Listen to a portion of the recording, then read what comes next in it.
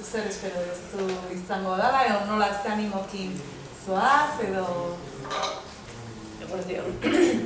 Nik onartu nuen berehala batez ere bai Karbele Jaio eta bai Arantxa Iturbe miresten ditudalako. Eta konpainia horrekin, seguru gauza honen bat ateratzen dela. Azkenean izango gera 3 pertsona, batez ere literatura hitz egiten, baina, klaro, pertsona kontu hori oraindik ere berezia da, izan gauera 3 emakume. Eta hori gure artean oraindik gauza bitxi bat da, ze gure artean kanona, eredua, gizonezkoak osatzen dute, eta hor beste zerbait egiten dute. Gizonak egiten dute literatura, hutsa, eta guk beste zerbait egiten dugu nonbait. Gure hormonak eraginkorragoa dira gizonen hormonak baino, eta gure hormonek baldintzatzen dute gure lana eta gizonena ez dute baldintzatzen. Horren inguruan, orain dela hilabete pare bat, ezakitzen da denbora, aurkitu nuen egunkarietako aldizkari horietako batean artikulu bat niretzat persona ez ezagun batek idatzi.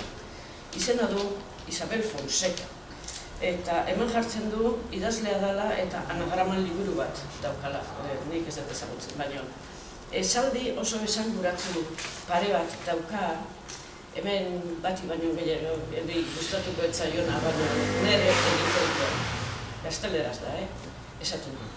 En sus lecturas, ellas tienen gustos bisexuales, mientras que los hombres tienen una tendencia homosexual, al mostrar clara preferencia por los libros de autores masculinos. Alegia, emakumeoi gustatzen zaizkigula gizonek idatzitako liburuak eta emakumeak idatzitakoak ere bai. Eta gizonezko askori, emakumeak idatzitakoak ez zaizkie gustatzen edo iruditzen zaie ez dirala literatura, dirala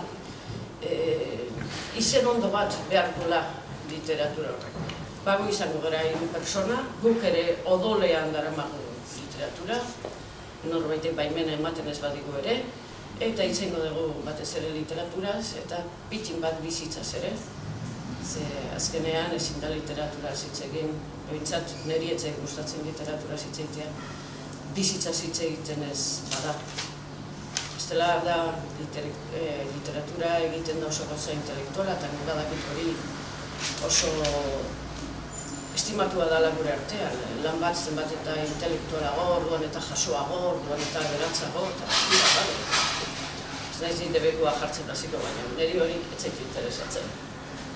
Orduan izango gara 3 pertsona literaturaz hitz egiten, gusto bisexualak ditugun bi emakumeak literaturaz hitz egiten, eta homosexualak ere ongi etorriak izango. Ba, bueno, literaturian egila da oso bisexualak orduan, zantze bani mazeate